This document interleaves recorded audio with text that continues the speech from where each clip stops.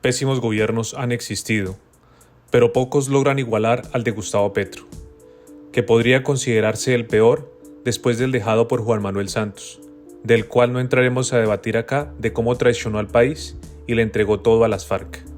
Pero volviendo al tema que nos acoge el día de hoy, la marcha del 21 de abril del año 2024, así como muchas otras que se han dado en el marco de los terribles escándalos que han rodeado el gobierno de Petro, desde su posesión con su partido Pacto Histórico, la mala administración y los escándalos de corrupción, como los nexos con el narcotráfico para el financiamiento de su campaña presidencial, así como muchos otros motivos que trataremos de resumir brevemente, son los detonantes de que millones de colombianos salgan a marchar este domingo, como lo han venido haciendo desde el año pasado con mayor relevancia.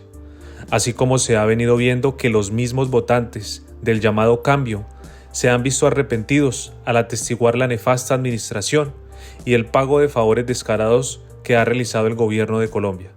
Con esto en mente, comencemos a enumerar brevemente los principales desaciertos que han llevado a que la mayoría de los colombianos no respalden al presidente y su gobierno el día de hoy. Número 1. Nexos del narcotráfico. Nexos del narcotráfico ingresados a su campaña electoral para la presidencia. El mismo hijo del presidente, Nicolás Petro, fue el detonante de todo al confesar con detalle junto a su mujer cómo dineros ilegales fueron puestos para apoyar a Petro a la presidencia en su financiamiento. Actualmente el proceso se adelanta en Fiscalía y las demás entidades del orden nacional colombiano. Número 2. Violación de topes de dineros de campaña electoral.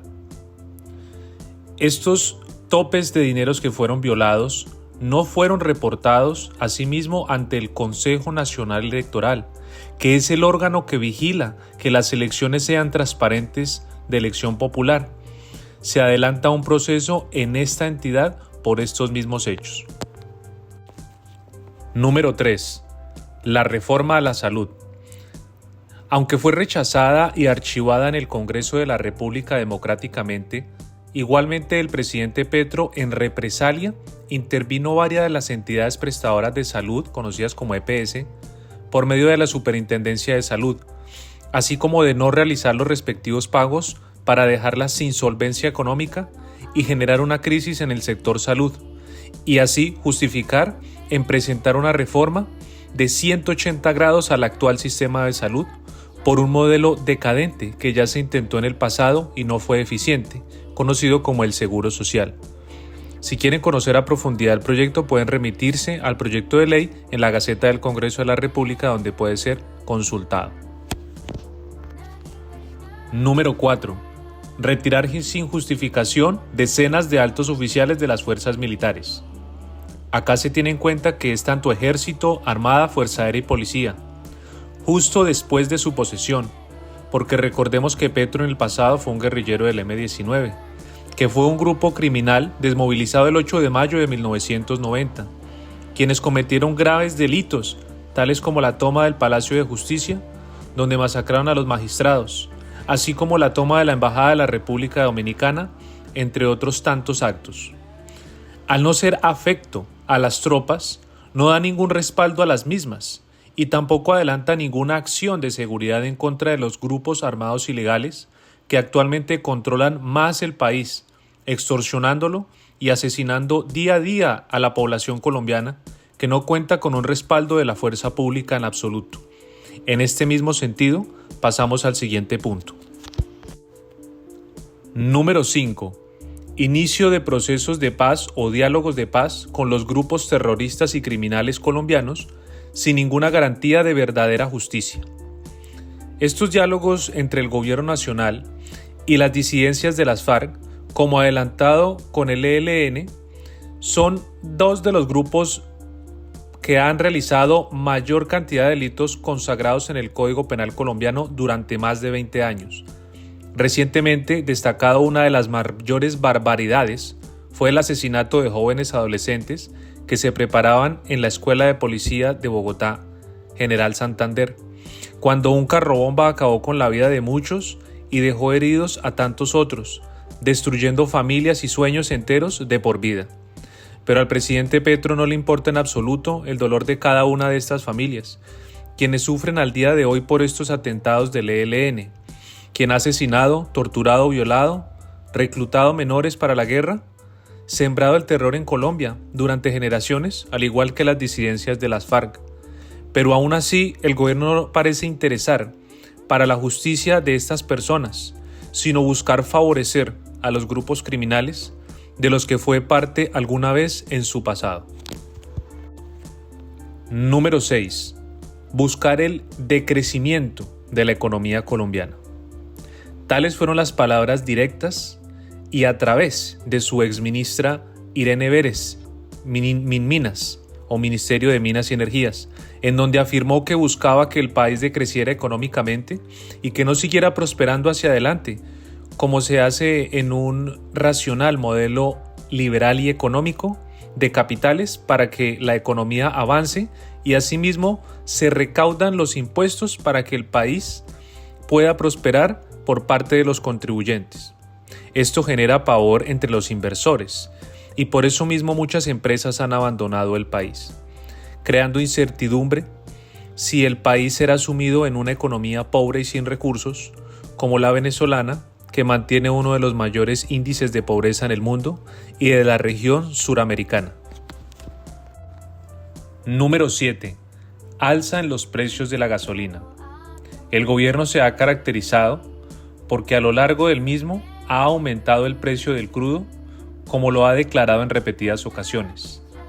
Según Petro, el dinero no alcanza y debe ser exprimido a los colombianos más humildes, quienes son los que pagan la gasolina en su transporte, y con efecto inmediato se ve un aumento en el precio de toda la canasta familiar, ya que sin un camionero o una empresa que hace los transportes, pues se debe pagar más por la misma gasolina y a su vez cada producto cuesta más para que ellos puedan tener un margen de ganancia, utilidad y reinversión en los productos que se están manejando en compra y venta.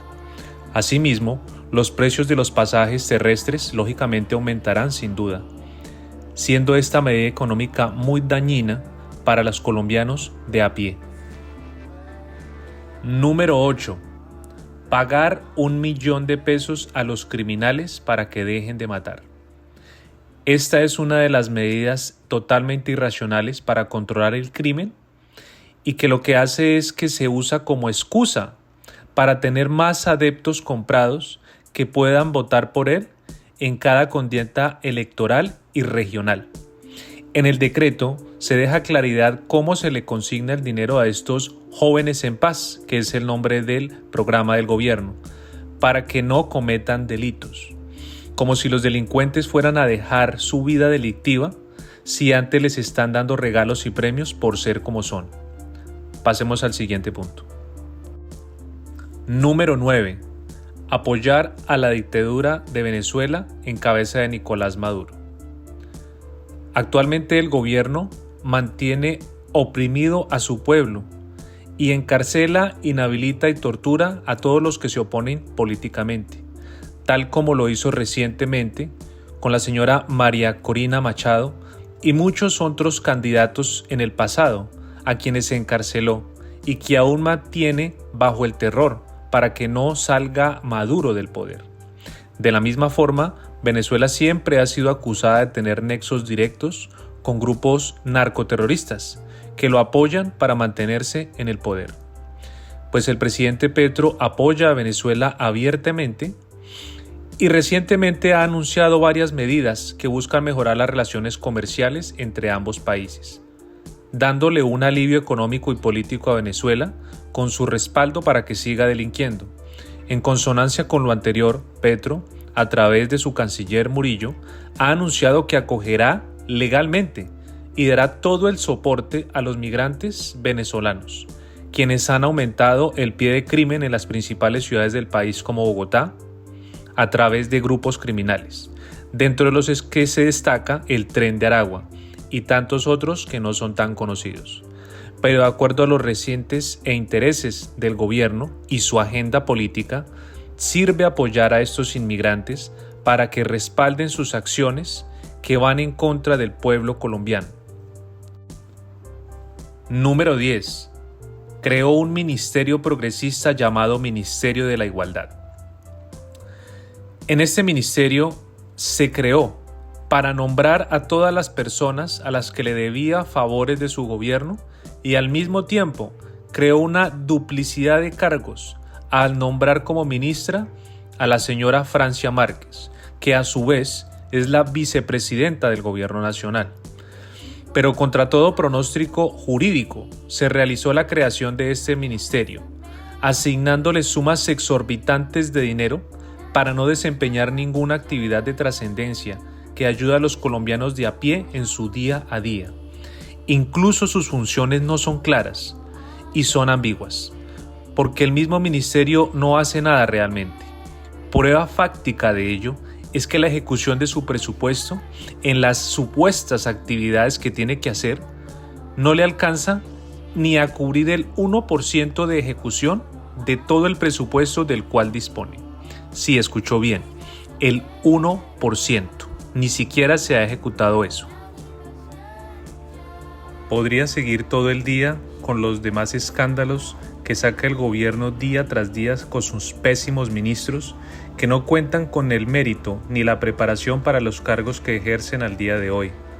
Pero por ahora lo dejaremos hasta aquí como un reflejo histórico de lo que el gobierno ha generado como un descontento colectivo de sus propios votantes y obviamente opositores, quienes fueron engañados con el populismo y los poemas que siempre dice el presidente en cada discurso, engañando a la población colombiana que no cuenta con un estudio y misteriosamente y sin explicación social, también engañando a los colombianos más preparados, como los abogados universitarios, colegas míos, que cayeron en las mentiras del presidente, que solo busca instaurar un régimen igual al de Venezuela, y para vivir sabroso, pero para él y su familia, como lo hace constantemente viajando por el mundo, su esposa Verónica Alcocer, quien ha gastado más que cualquier otra primera dama con el presupuesto nacional en su séquito privado y servidores de lujo de todo tipo, como pueden ustedes ver en las fuentes de noticias. Comparte este video si te ha gustado. Suscríbete y deja tu comentario. Si no crees lo que digo, solo tienes que buscar por tus propios medios en cualquier periódico nacional o internacional, como de los medios independientes de las redes sociales que denuncian todos los días al gobierno Petro. Nos vemos en una próxima y saludos compatriotas y visitantes.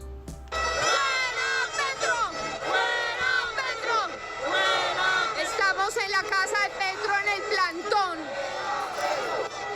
Multitudinaria la marcha de Sabana Centro. Gloria a Dios. Bendito seas, Señor, y se nos mejoró el clima. Bendito seas.